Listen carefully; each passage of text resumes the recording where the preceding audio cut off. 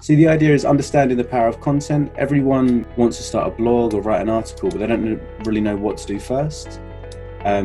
There's, I think, like millions and millions of blogs online, but a lot of them aren't really optimized. They don't do enough justice for the company.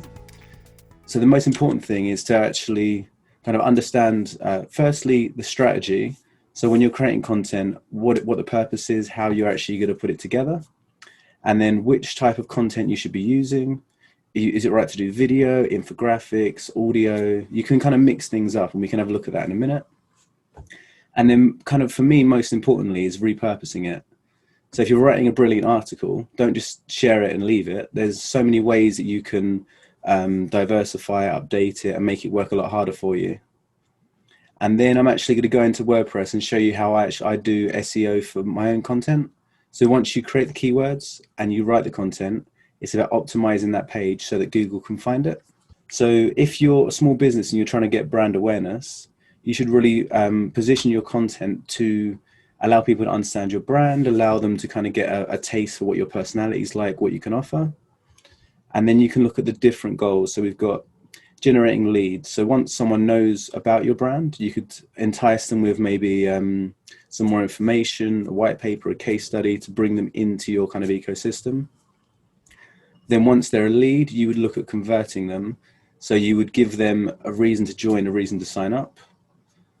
Some of these happen organically. Sometimes if someone follows you for a long period of time, they begin to trust you and they'll actually convert without you having any additional work. And then retention is another area. So obviously once they've actually converted, you can update them and give them a reason to keep coming back, like month after month or year after year. Obviously a very important reason is for your SEO. So if your website's new and you're trying to get kind of a global reach or a local reach, you can use different types of content to allow Google to rank you. We'll look at that in detail in part 4. And then also there's so many other options for content. So you might create a press release and want to take it out to media, to local papers. I've actually sent a press release to the University of West London explaining what I do. And then I think Deirdre shared that with all the incubatees, just saying like, every Friday I'm doing these power hours, and then the marketing guides come from that and the kind of the value proposition that I've got. So content's not just about enticing customers, it's also telling all of your stakeholders what you're about and what you're looking to do next. So for everything that I do, it's always asking yourself 2 questions. Will the content achieve the goal that you desire? So if you're writing a blog about interior design, is that going to convert leads into customers, or is it going to tell people about your general brand?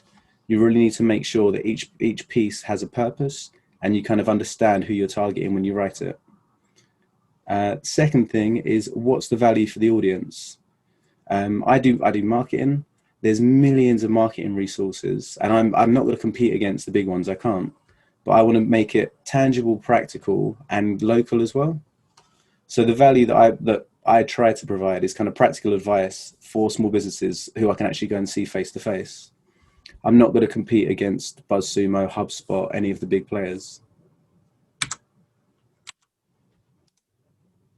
So this I've actually taken from HubSpot. This is kind of what I was talking about, where you'd gain awareness from a brand.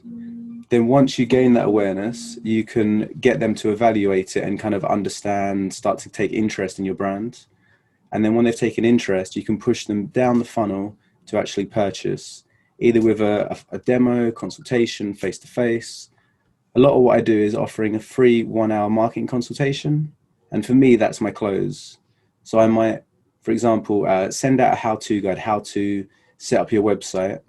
Then I would show them a demo of how to do it kind of step by step. Then once they're warm, I would then consult them, and then that would be the close.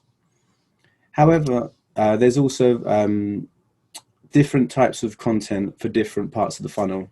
As I mentioned, you can't just send someone new kind of like an invite for a consultation. You have to warm them up through the funnel. So it's thinking about the appropriate types of content for each stage.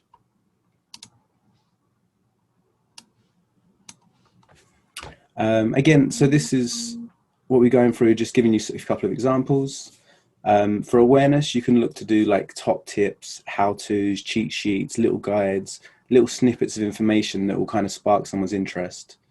So if you're selling, say, African oils, you could do a little kind of sheet on all of the benefits and the kind of advantages of using those oils over, say, a European one.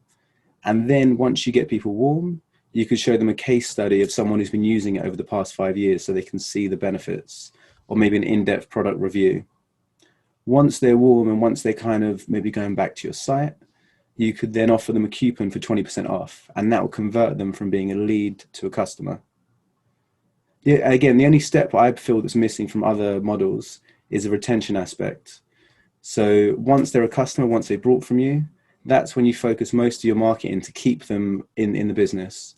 So that will be sending them support material, giving them, I've got a subscriber series where I update my clients on new features with WordPress. Or you could look to create a closed group, so like a small community. If any of you are not part of Enterprise Network, that's a community for local small businesses to kind of network and pick up new skills.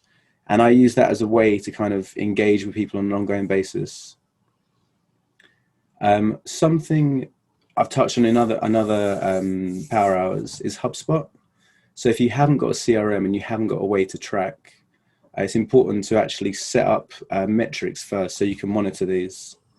I'll send you a link afterwards so you can see that in detail, but it's about Google Analytics, Google Search Console, and then a CRM like HubSpot will help you to define these kind of audiences. Yeah, just kind of some ideas. It sounds really obvious, but start by doing what you enjoy most. So if you don't like social media, but you like articles or doing short little videos, do what motivates you, just so you get that kind of the momentum going and you're not stuck there thinking what to do. I know people over lockdown, they're worried about doing videos because of being stuck at home, but you need to really kind of break out of your comfort zone a bit, but do what comes naturally to you. Thinking about which channels you should use. So you look at your competitors and you kind of work out, are your competitors on LinkedIn? Are they on Facebook, Instagram? Are they doing emails? They're doing video. Try and go where obviously go where your competitors are and where your customers are, but also try and find areas where you don't actually have much competition. So for example, I post on Nextdoor and there's like no other marketing agencies or marketing companies promoting events on Nextdoor. So it's kind of new, it's fresh, and I get quite a high conversion from using new channels as well. You got to think about your time and financial resources. So someone like Azim might weigh up with you how much time you'll invest creating content to the potential benefits. I know that each one of these Power Hours takes me about 6 hours in total, which for me is worth it because it's better than spending money on Google Ads. It's better than spending money on other networking events or Chamber of Commerce or other kind of investments. There's so many lead generation investments you can do, like FSB, YBC, all of these kind of things, but work out for you where you're going to get the best return. And then again, where is the value? Like what problem are you solving? For mine, it's marketing and kind of websites and digital. For some of you, it might be finding a challenge that your customer has and really honing in on that and saying, look, like you're worried about learning new skills for your legal course. Here's exactly what you have to do. You really have to show them where the value is. And then again, how are you going to manage it long term? So if you're doing it, say, once a week, twice a week, when your kids go back to school or when the holidays come, how are you going to manage that over a longer period of time? So that's where you'd look at having like a content calendar, like an editorial calendar, and even giving yourself breaks for holidays, for Christmas, and also monitoring the responses via HubSpot. I can't stress how important it is to have all the tracking in place before you do this. And then, I don't know if all of you, I'm assuming most of you use social media, but you've also got things like podcasts. You can be on Spotify. You can submit to places like Medium or small publications across the country. You can create kind of templates and how-tos. For example, following this, I'm going to create a content calendar and share it with subscribers. So it's a different type of content that's going to kind of complement what I'm doing now. So they're going to get the video, they're going to get the written guide, and they're also going to get the template to go away and do it. So trying to think of a good example. Obviously, Visma is doing about communication. So she might create a blog on communicating across international boundaries, and then she might give you a template or like a checklist to take with you when you're doing that work. So it's about combining these different channels and kind of pulling them all together and being a bit creative. So if you're doing a video, consider doing different types of videos, maybe have an interview, have a how-to, have a guide, have a in the life of, and just kind of make a list of all the possible options you can do and just keep thinking, keep playing around with it. If any of you have got some like content ideas, we can have a look at the end and we can kind of go through ways that you can kind of maximize those. So if you're doing social media posts, are you also posting on blogs or doing other forms of content? Here's just a couple of ideas. Again, I mentioned Hubspot and Neil Patel. You've got BuzzSumo. Blog about is a good way to find headlines. So if your headline is basically 70% of the value of most articles, because that's the way you're going to get someone's attention, get them to read it. So something like blog about will help you to find really strong, gripping headlines that are going to draw people in. You can do competitor research, looking at your marketplace, looking what else is out there. And then basically you can pick the best articles. That I use Pocket. So I would pocket all of the best articles. I'd read them. I'd see where there's gaps in that content, and I create something that's a bit different. With me, it's more the practical side, but it's about really looking at the gaps within your competitors' work. And then also focus groups and marketing research. So if you've got something like the UWL, you can kind of ask them, get like a soundboard, get people to give you ideas of what they're really looking for.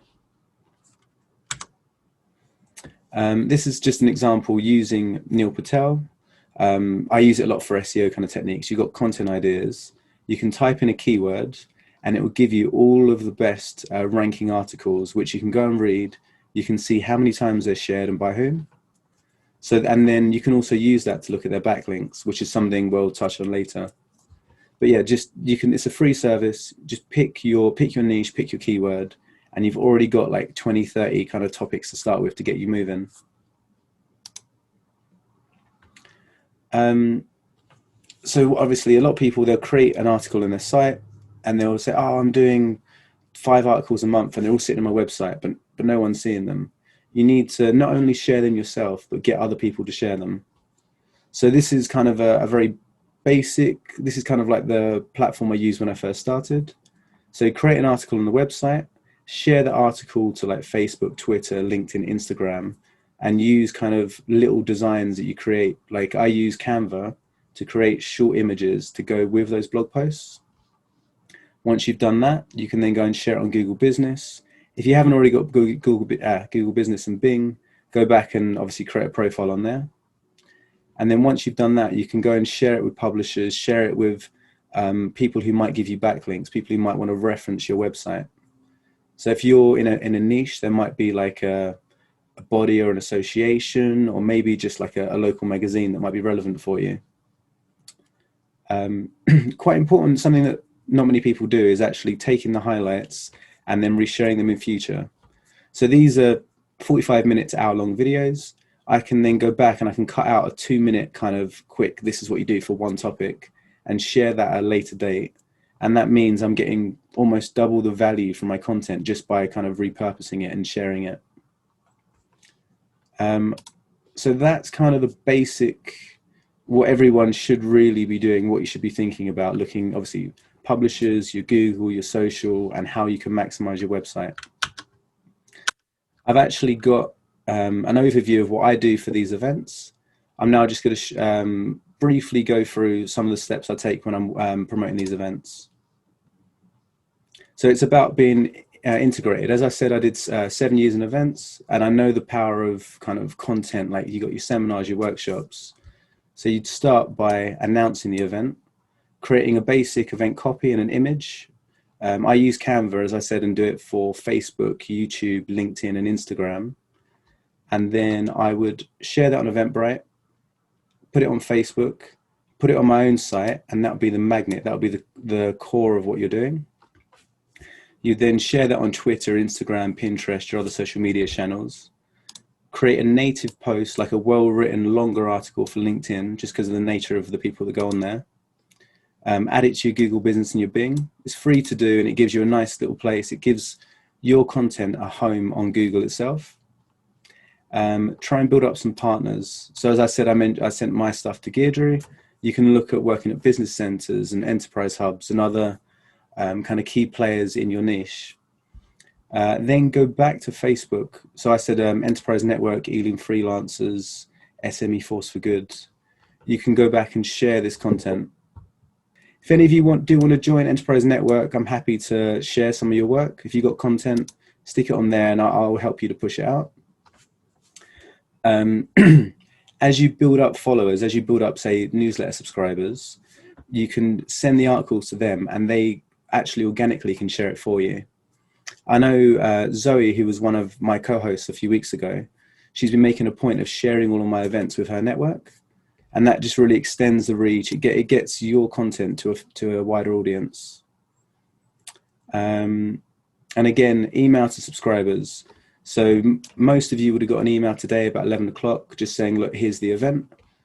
And it's just a nice way of going back to kind of your warm audience and giving them some like a touch point. And finally, if you've got any private Facebook groups, WhatsApp groups, you can go in and you can share it to there. So you start with just a piece of copy, and there's all these different ways that you can kind of make that work harder for you. When I first started, I was just doing these two, and then I realized, these three. And then I realized there's all of this that I was missing out on. So I'm going back and kind of sharing, repurposing on there. Next thing, obviously, is a live event, which is just about bringing people in, doing a bit of networking, bringing them together. And then in this instance, I create marketing guides. So you get the YouTube video, the podcast, the presentation, the notes, and the takeaways from speakers, all that come from the one singular piece of content. So that goes on the website. And then something I haven't even started yet is sharing that post the event. So again, taking the highlights, taking little snippets and sharing those on all of your channels, again, maybe a month, 2-3 months in the future. So rather than just looking at Facebook and your website, there's probably about 50 different channels you can consider using. One final thing on that is the idea of updating it. So for your SEO, people like content that's about 1,000 words, maybe 2,000 if you're lucky.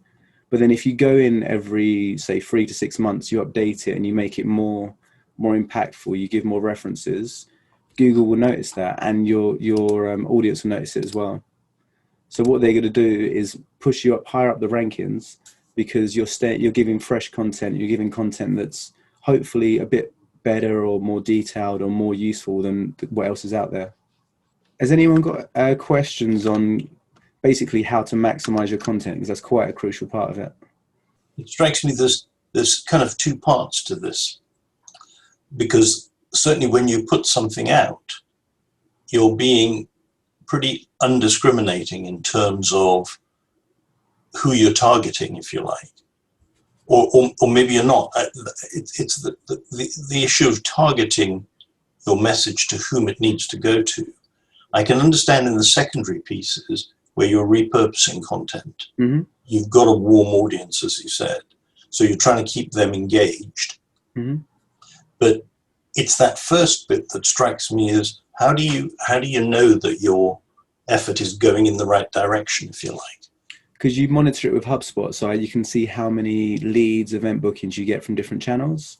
And then, for example, something like LinkedIn, where most of them would be cold, I would use a different language and create a native post.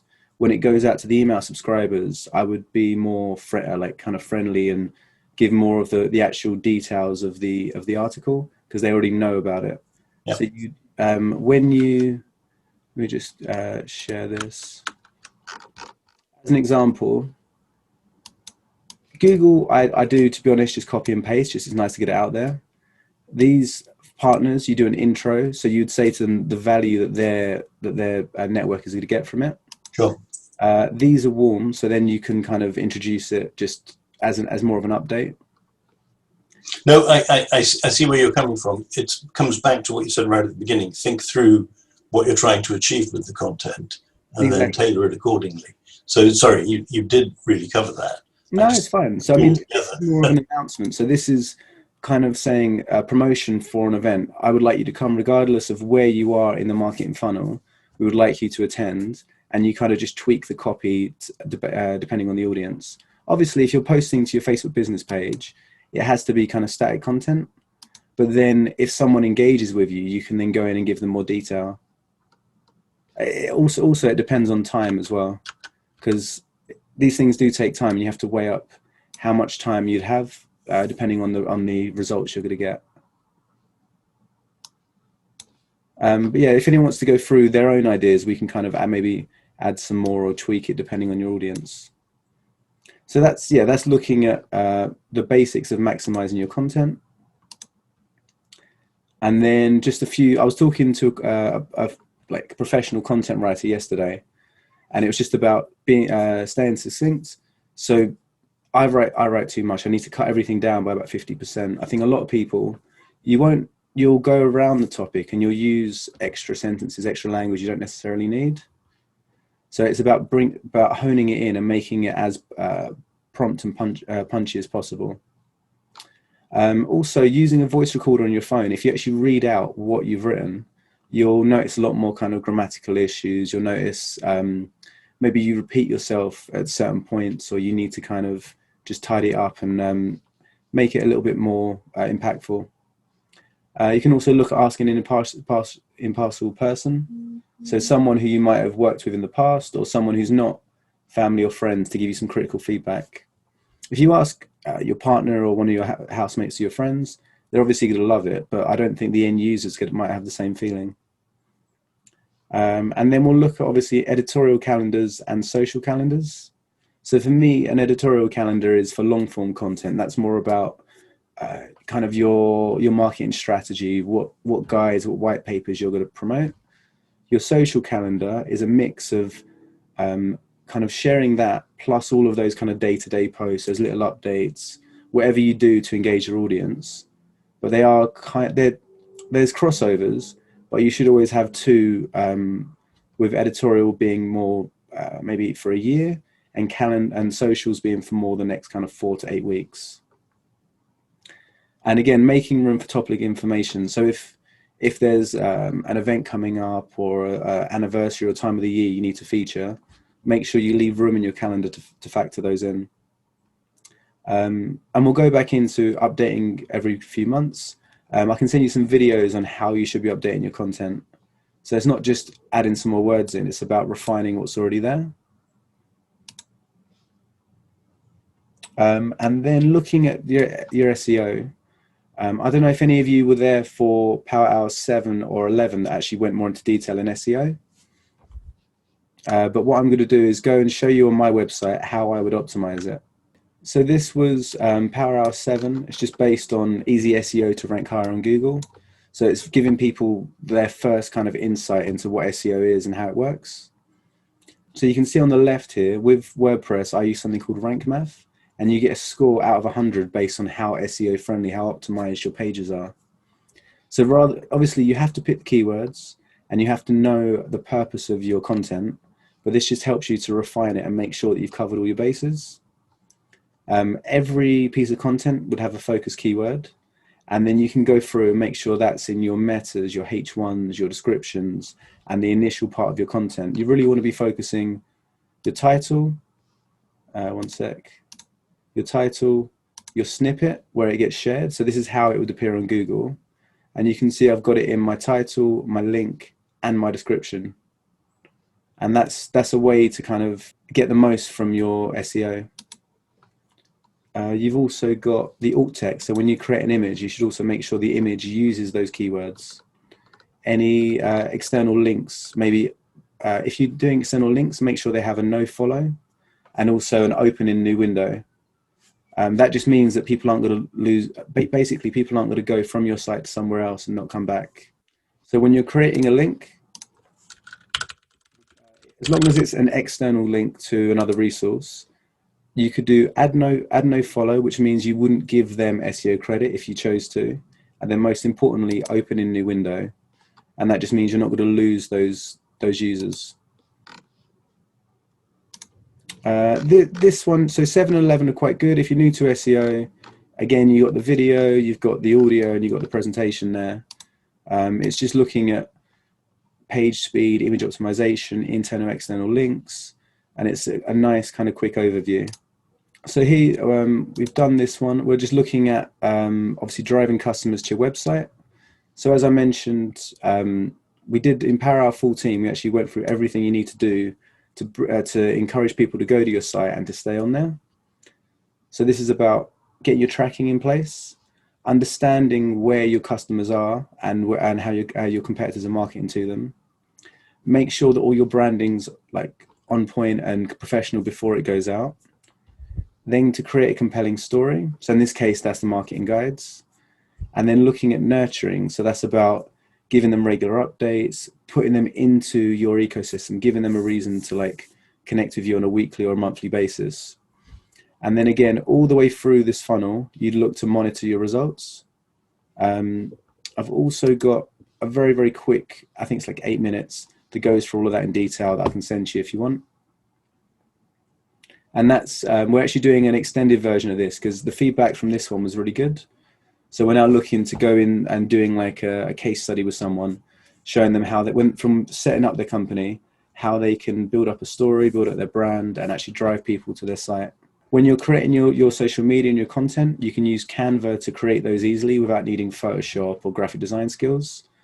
When you're scheduling and you're trying to save time with your content, you can use Hootsuite. That's a nice, easy way to schedule, I think, 30 posts in advance for free. When you're optimizing on Google, there's obviously guides on how to get the most from Google and how to actually rank and try and get to page 1. And then again, most importantly, how to build that funnel and how to bring people in. Azim, I don't know if my explanation helped at all. Is there anything else you saw from there? No, it definitely helped. I think my problem is I end up feeling a little bit lost because it's like, well, almost where do I begin?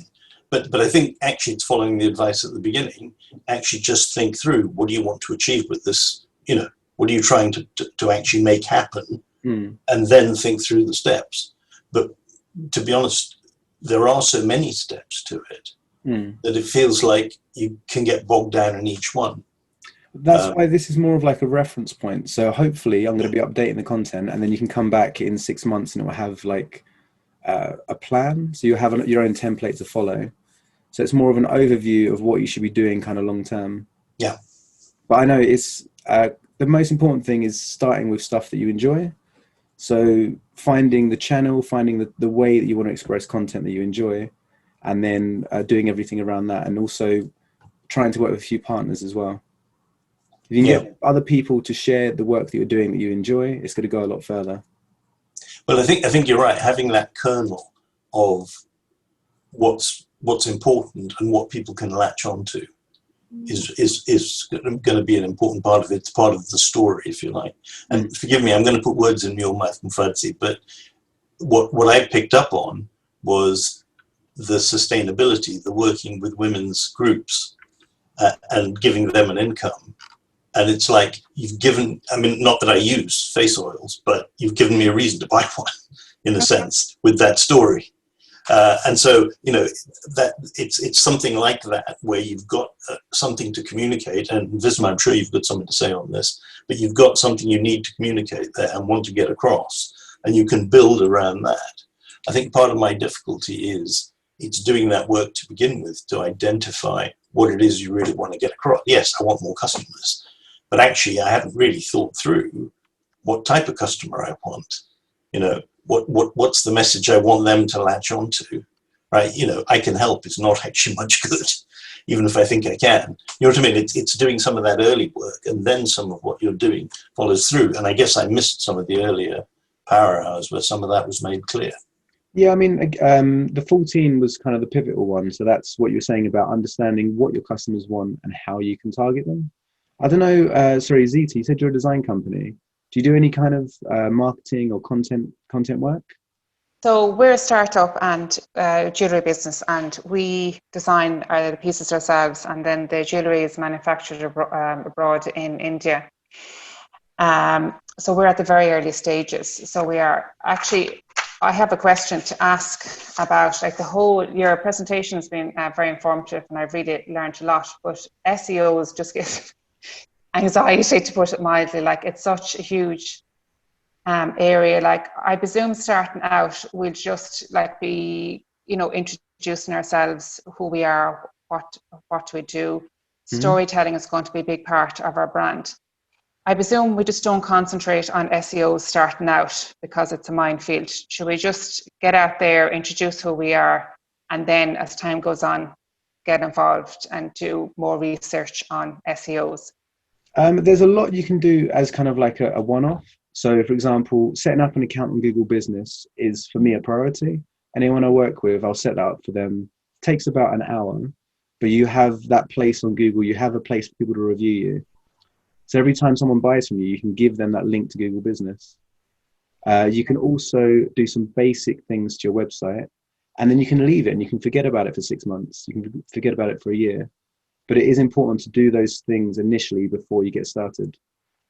Okay. But yeah, I mean, you can do that in less than half a day, maybe 1-2 hours. If I was doing it, maybe 3-4 if you're doing it from scratch. Yeah. Okay. Thank you. No worries. And then, yeah, I mean, SEO is kind of a minefield. It's something that you can get as involved as you want to, but it's about how much you're going to get back from it. So weighing up, if you're putting 10 hours into SEO, is that worth it in terms of your actual time? Okay. Can I add my question? I want to echo what Azim was saying about where do you start. So time and time again, I come across the message that is very important, is that before you set off to do anything, you need to decide how you're going to measure your success, whether what you're doing is working. So, and I'm very much of a planner. So I before, when I was creating my content calendar, and I was thinking, I wonder what Theo would suggest as a way of what kind of metrics do you use and how do you measure success? So, for example, I know that for different stages of your business, there will be different metrics. But say, for example, for me, so I'm at the moment, I'm focusing on top of the funnel, so awareness creation. So what metrics would you suggest? Again, I would use, as I mentioned, Google Analytics and your Google search and HubSpot, all of those in tandem, just so you can monitor it. And then if you're, I mean, depends, are you sending out material? Are you going to be doing social posts? How are you? Yes, at the beginning, mostly it's going to be social posts. So, and people talk a lot about, click-through rates, all those sort of things. So I'm thinking, well, I probably would choose as a click-through rate, so people would land on go to my landing page as a priority for me right now. I don't want to worry you, but I don't think social posts will do. You're not going to get 100 people going to your site from you posting on. No, I'm aware of that. Yeah. But if you go into a group and someone asks a question, and then you say, "Oh, here's you're just being helpful. Here's an answer." If you're providing like valuable information, them and everyone else who sees it will also then go to your site. So joining in other people's conversations. 100%, yeah. So there's different business groups that I'm part of on Facebook and LinkedIn. And just being helpful and just giving those little bits of advice is much more worthwhile. Obviously, you need to have a presence, and you need to do maybe a weekly post just to show what you're up to, your development. But I don't believe that's where you're going to get any or many of your customers. I could be wrong in your case, but no. Well, I did notice you commented on a post on LinkedIn not so long ago. I don't know exactly when, but I did notice that. So you are getting some visibility. Yes, I got lots of people from India trying to spam me as a result.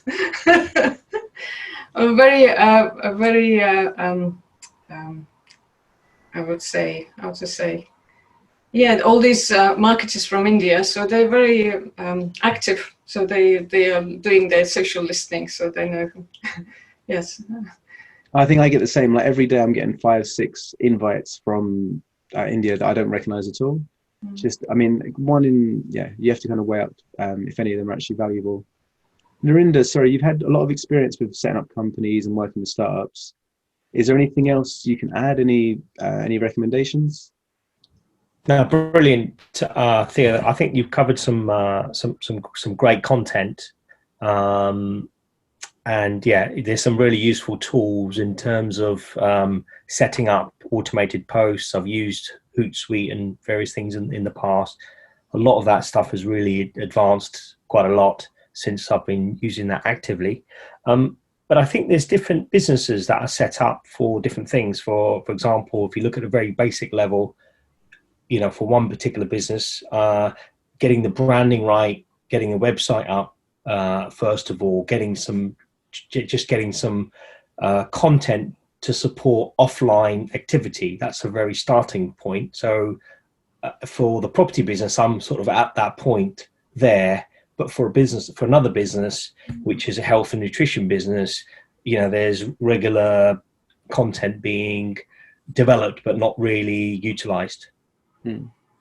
So I think there's some great set of tools that you've got access to and your experience with. So that's really, really useful. But yeah, I'm very much far away from being hands-on and active on that. There's some basics that I need to cover, just simple things like branding, logos, websites, supporting offline activity, and then starting to get a little bit more traction in terms of online activity. I'm actually really interested in offline activity because of obviously lockdown and the way that people are moving towards digital. I think some people are kind of neglecting it, but I think there's still a real strong value in your business cards, your posters, your face-to-face. And I just hope people don't neglect that over the next few months. Yeah, I mean, if you're actively offline marketing, the good old-fashioned mail shot or customized letter that goes, the first thing someone's going to do is open that letter and find out who's this from, what are they all about, how credible are they? And that's where branding and your profiles and your website needs to reflect that. Definitely. And something I've found out is the Google Business Reviews help. So if someone sees me at a networking event, they then go back and they might end up checking you out.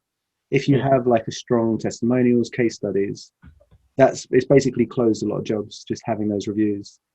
Like for the property one. Property is different because there's certain types of plots of lands, etc., which are targeted, which come up through lots of research, and then you go offline to do a little bit of marketing. But obviously, anybody who wants to sell a plot of land or a building is going to want to look at, well, who's the company that they're dealing with? What's your credibility? What size are you?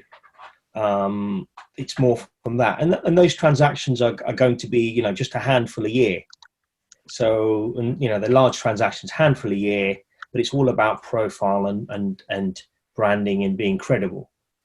Whereas a nutrition type of business, there'll be lots of activity, lots of postings, lots of products being sold, whether it's products or classes or workshops being sold.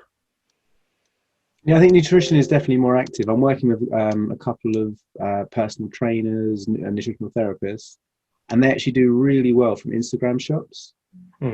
I think especially over lockdown, there was a massive drive of staying fit, staying healthy, and they're getting like 10% conversions on their Instagram ads, which is about up from 2-3% before lockdown.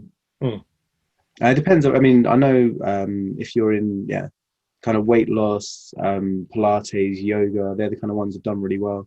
One of the things I'm thinking about is that one of the things about marketing is matching your USPs to the customer's pain points. I think if you kind of like, if you go on Google and search for something, you're not necessarily going to search for somebody's USP because it might be very much out of the box, but you might be looking for something much more generic. So what would be a kind of way of getting people directed towards your USPs? Educating them. So again, you start with the how-tos. So for you do Excel CRMs. You would start with top 5 Excel tips. You'd educate them. You'd then show them why your training is better than someone else's. You then warm them up, and then you give them a free consultation. But you have to give them a reason to be interested in you. And for you, that's definitely kind of how-tos, quick guides, some basic formulas on Excel, for example. So I've got to get my templates written. That begs an issue. It's a bit like Miranda's. The way you use some of the stuff that you've just described, Theo, very much depends on the type of activity that you're doing. So from Miranda's point of view, as you say, if you want 3 or 4 major transactions in a year, then generally broadcasting probably isn't the right way to find them. But contrasting that with the health business, absolutely, you want people to be finding it, because you never know when they're going to think, actually, that's what I need. So you need a different kind of awareness, I would think. And maybe that's something we all need to think about, is where are we on that spectrum? And therefore, how should we be crafting the journey? Definitely, and that's what was covered in 14, is about understanding where your customers are and how they like to be contacted. So, for example, if you're a therapist, you're not going to want to be targeting the potential patients by sending like mass messages. You need to keep it kind of subtle and discreet and quite tasteful. And you really do have to understand your audience before you start marketing and going out there. I think most people here, that obviously you have a passion for what you do, and you probably either are a potential client of your own, or you know the sector you're working in. It's really about understanding where your customers are and how, and the best way of reaching them. So Adriana, sorry, I forgot, you said you were doing dance studios, is that correct? Yes, I do dance lessons. Normally I hire a space in a club, and where we run the dance lessons, and then we have a DJs to play after the lessons, kind of a social party, social event, which everyone are welcome, not only who do the lessons. Like, we open for the first hour as a dance lessons, and then following as a club. Okay. And how, I mean, have you found the marketing, I guess obviously lockdown is different, but before now, have you been marketing directly via social media? Yes, mainly social media. I have a website, but I reckon most of my clients come through word of mouth or social media, where they see my posts. I do lots of live videos on Facebook, and is mainly where I get most of my customers. Okay. However, I have the website, and I would like to explore more. One of the reasons I came to this workshop today. And I would like to ask you, because I've seen on the chat we had on the WhatsApp group from the hub, that most of people recommend WordPress, and I've been using Wix, and I would like to change, and I would like your advice on that. I have to be careful, because I personally am not a fan of Wix. I mean, the article I shared was literally the reasons not to use Wix, basically. WordPress is open source, it's flexible. You can do a budget site and have just your bare bones, and then you can build on it anytime, but the price doesn't increase. So with Wix, if you want to add in a new feature, you have to go onto a new plan. With WordPress, you have to pay for the development, but then the rest of the cost, the fixed costs, stay the same. I see. You could add in a store, you could add in membership, you could add in community, and you're not going to be extorted for, I don't know, £100 a month to have those features with Wix. Also, the my SEO Wix is a lot better. Sorry, my Wix is paid until February, so I still have to wait a little until then. It's not a point I cancel now, but I'm already thinking about it and how I'm gonna do this transaction. So I mean, I'd advise. That's my main. Okay, I mean, you can always work with someone kind of October, November time. Get the WordPress site built. Like, they won't charge you the hosting until it's live. So you can get everything ready, and then you can do the changeover, say mid-Jan, early Feb. Yeah, it's quite easy. You can move your domain to WordPress, and then you'll have the site up and ready, and you could have tested it. You could have shown it to your family, for example. Okay. But yeah, if you want to just email me, we can have a look at your site, if there's any ways we can optimize it between now and February as well. Okay, that's great. Thanks. In deference to Theo's aversion to Wix. He's not the only one. I've heard lots of people tell me that WordPress is better than Wix. So I think you're probably wise to move, Adriana.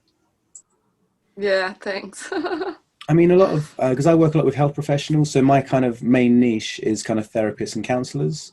And a lot of them start with Wix or Squarespace because it is quite easy and accessible. Like they know that in a weekend they can create something on Wix.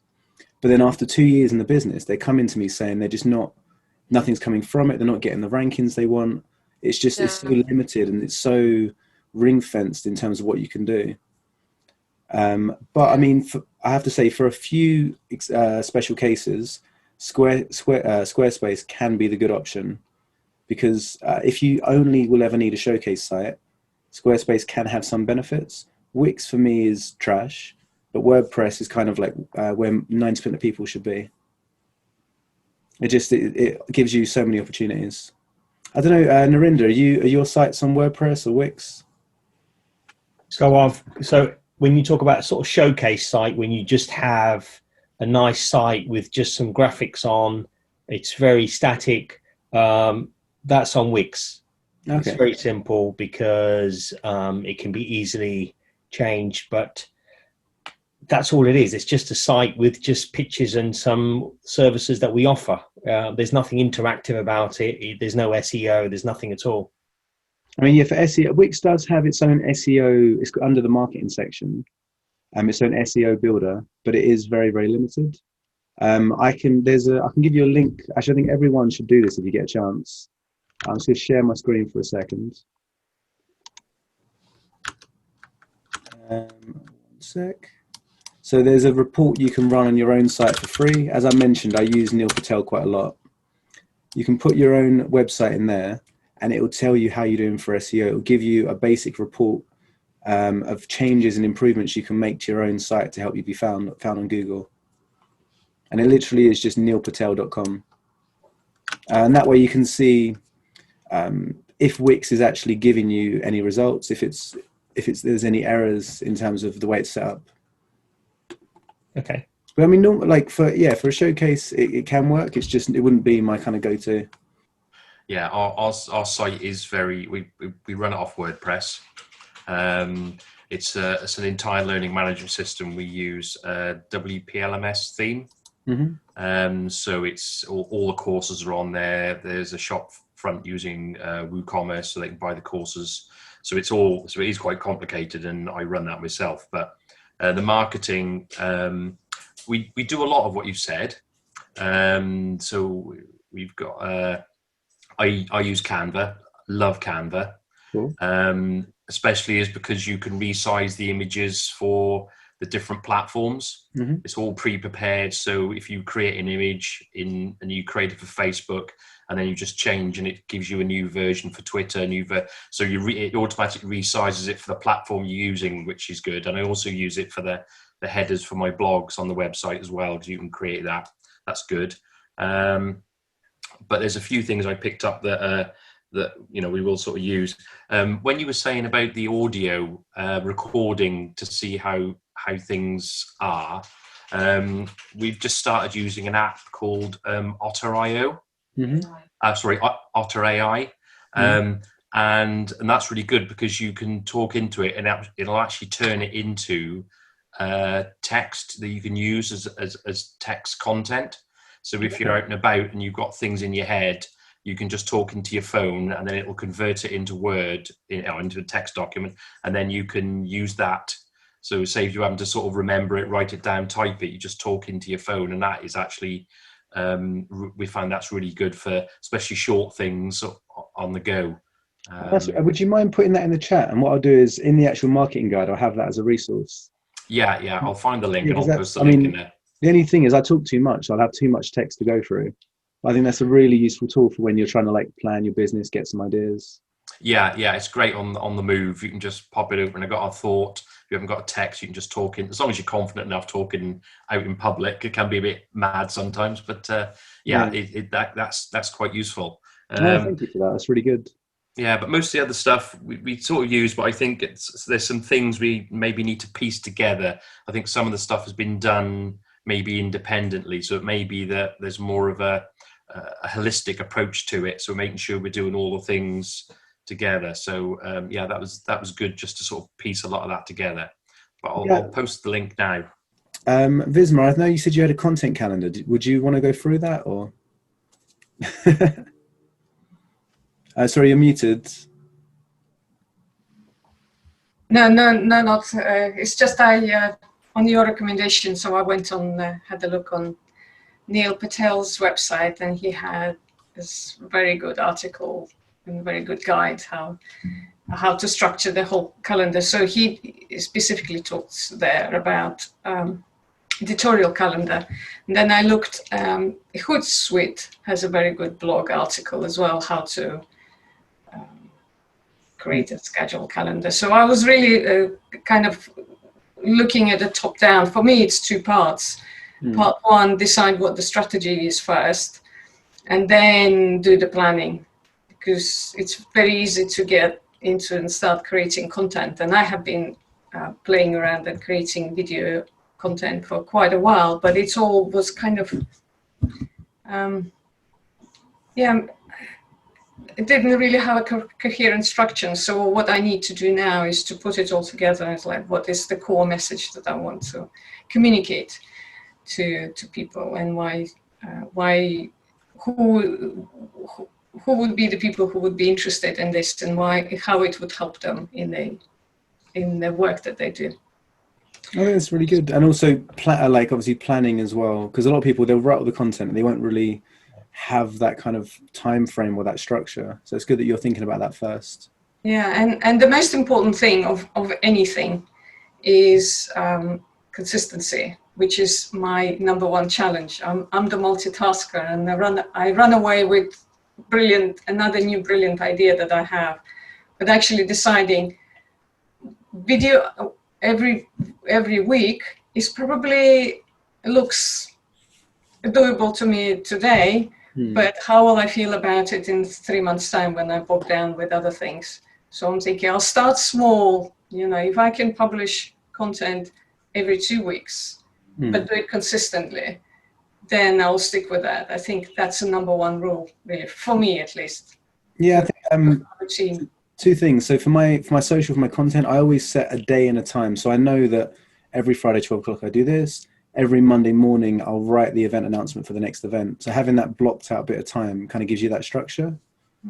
But also, if you've got all these different ideas, again, thinking of only allowing yourself a certain amount of time to focus on them. So I predominantly do websites and digital marketing, but I'm in the process of setting up a hosting company by direct debit, a membership company for therapists, an event for crafters and makers, and then potentially looking at like a co-working space for them. But I know that I can only dedicate like half a day per week for everything else. So you want to have your core business and then allocated time to kind of venture off and have all those dreams and those ideas. Because I think, for me, like the membership hosting is going to hopefully be huge. Unfortunately, in my experience, the dreams and ideas don't come at the requisite moments. Very bad times when you're trying to do something else, but that's another story. I think that there's another general comment I'd make, and it's more of a business thing. I think for those of you that are early in the journey in terms of starting your businesses, actually awareness, you need awareness, even if it isn't all that well directed, if you like, because you're going to have to probably tweak your story based on the kind of reactions you're getting. Because it's one thing to plan it and say, those are the people that are going to like what I'm doing or want what I'm doing. But inevitably, you'll find that there's some variations on that. And actually, some people like other things more than. And so don't get too bogged down in, I've got to have this perfect story. Get it to a point where you have confidence and go with that. Because I was thinking, Zita, for example, you said, I'm not going to worry too much about SEO. And I thought, well, actually, no, you must. Because when somebody types in the keywords, you want them to, you need to be first, right? Because you've got the combination that they're looking for. So a small amount of SEO might get you part of the way there. I mean, I'm not suggesting you go through the full exercise that Theo had kind of mapped out, but enough to make sure that, the keywords that matter to you are out there for the audience to hook onto, whether that's design, whether it's sustainability. I don't know enough about the detail. But as I say, when Vadzi spoke, that sustainability thing is what hooked me, right? So, you know, there are going to be other people for whom that will work. And you need to make sure that you do the minimum that those hooks can work for you. Maybe I haven't explained that very well, but I think you know what I'm getting. I understand. No, I understand. I appreciate that. Thank you. I understand. Yeah, and I think with SEO, like even just so everything that's in your menu, if you look at your website, everything someone can click on at the top, you should take 20 minutes, 30 minutes to go and make sure the SEO for those pages, they're called pillar content. And they're the ones that Google are going to prioritize first. They're the ones that people are going to go to. It is really worth just checking those over. I mean, you could obviously do it yourself, use someone like me, or if you wanted to, you can outsource it to something like Fiverr or Upwork, if depending on your budgets. But just having like the basics, like the groundwork there, as Im said, is really helpful. And also about monitoring. So I know with Visma, you said you want consistency, but for every milestone, for every new kind of leap in your business, you need to monitor what's working. I'm doing, well, it's called apparently a board review, but every 3 to 6 months to go back and work out if you want to still be doing the same thing, if you want to mix things up. You can use tracking software to help you to then monitor those things. But I know, Azim, you'd probably say the same, like at least every year, but every 6 months, review the entire business. Yeah, sorry, definitely. I mean, Visma's point was right. You know, what you measure is what gets done. So you've got to keep thinking, am I measuring the right things? Am I focusing in the right place? And then from my point of view, that's about having that longer term ambition. I mean, one of the things I say to anybody who is trying to start a business or run a business is actually take a day or half a day out and think, where would I ideally like to be in 12 months' time? What would that look like? You know, do I need another person selling for me? Do I need to create a better website? Whatever it is, I've got some things I would need to do to be in that place. And then figure out how you're going to make that happen over that period of time. So you've got some big steps that you can focus on. Did I get that done? Did I not get that done? You know, if you didn't get it done, there might be a very good reason and you can pivot accordingly. But I think those regular reviews really help. Because let's face it, as we all know, running a business is really difficult, right? You've got so many things you have to take care of. Anything that helps you narrow that down to some critical things is going to help. I mean, you know, you talk about being organized. I'm a sucker for that. You know, somebody gives me a small task and it's great. I'm helping a client. Let me just do it. It's like, no, they don't need that much. Just give them the minimum they need and move on to the next thing. But you get sucked into, and it's easier to do the thing you're working on and not to move on to the next thing, which may be actually more important. So what I find is, yeah, I had things to do today. We're halfway through the day, and guess what? Some of them ain't been done yet. You know, it's just the way it seems to happen. And I think most of us are very unrealistic about how long it takes to do a task. So you think, yeah, I'll cover that this morning. I can do those 3 things this morning. And then suddenly somebody's phoned you in between. Right? Or you've had something's cropped up, and then suddenly you think, oh God, I only got one of those done. Now I'm behind, and that just puts you under more pressure. So that's me personally. I'm sure other people are much more organized, but I think it's something we all struggle with. And that's actually been a feature of nearly every single one of these. Somewhere like yourself or Jeannie, or we actually had a whole one on productivity, but just managing your time and knowing when you should shift from task to task. I want to add something that I'm for many years, I have been asking myself a question when I get stuck and I think, how can I get this done? How can I do it? And I would go and learn something. I'm very much a DIY person. I like to learn how to do this myself. Well, I don't know. I'm sure quite a few people are like that. But very recently, I started asking myself a different question. And I think that is a much better question. And the question is, who can do this? Absolutely. And for me, letting go is very difficult. Absolutely. The only difficulty with that is you need to understand enough to be able to manage the person who's going to do it for you. Otherwise, you've no idea whether you're getting a good service or not. Yeah. So the self-learning bit is really important. Get a handle on what it is you need to achieve from that task, right? But then, recognize the point at which to say, actually, I'm better off getting somebody else to do that for me. And then you can turn to another of your good ideas and narrow that one down too. I'm sure that's the right way forward. I agree, yeah. I mean, especially just finding, if it's an intern or if it's something off Upwork or an associate, you need people to support your business. Especially like if you want to grow more than just getting paid per hour, you need to see a way to have basically more hours in the day. If you get 3 people doing 10 hours a day, then you can expand a lot quicker.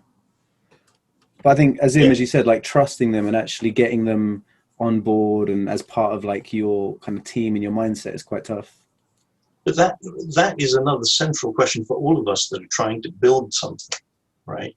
You've got to have that hook. And there's a famous book, I think it was written many years ago. It's called Think and Grow Rich. And the concept is you start from the thought that is enough to get somebody else alongside you, right? You have a powerful enough story to tell somebody so somebody else wants to be part of that journey. And it's almost as simple as that, right? You know, when you want to hire your first employee, you've got to find somebody with as much passion as you have, or a partner or somebody to work with. But if you don't have that spark for them to align to, in fact, funny enough, there was a post on LinkedIn today about somebody complaining, a friend of mine who's a recruiter, well, friend is a bit strong, somebody I know reasonably well, because now in lockdown, you're losing touch with everybody. But he said, you know, the CVs are a waste of time. It's the wrong way to recruit, and he's in HR. And I think he's absolutely right. But the reality is, it's just as much about the recruiters not thinking about what they really want. Because if you could have that discussion and allow both sides to spark off each other and see if there is a connection, you'd probably get a better hire. And I think there's a lot of that going on at the moment because everybody's isolated. And we need to find ways to bridge some of those gaps. Anyway, listen, I'm sorry, but I think I have to call it a day. We're coming up to 1:30 or 1:20, and I've got a 1:30 that I've got to prepare for. No, so thank you all very much. I apologize if I spoke too much, as always, but very enjoyable, Thea. Thank you, and good to catch up with you all, and look forward to seeing you again. See you in 2 weeks. Good to meet you, Azim. Thank you. For coming. Yeah. Bye. Has anyone else got any kind of questions or anything to add before we close? That was very informative. Thank you. I really enjoyed it. Yeah, Thank you. That was good. Yeah, if you've got any, Thank you very much. no worries. Any questions, you get any ideas afterwards, just email me. Brilliant. Be in touch. Bye, everyone. Thanks for joining. Okay, have a great Thank you. weekend, everybody. Bye. Bye-bye now.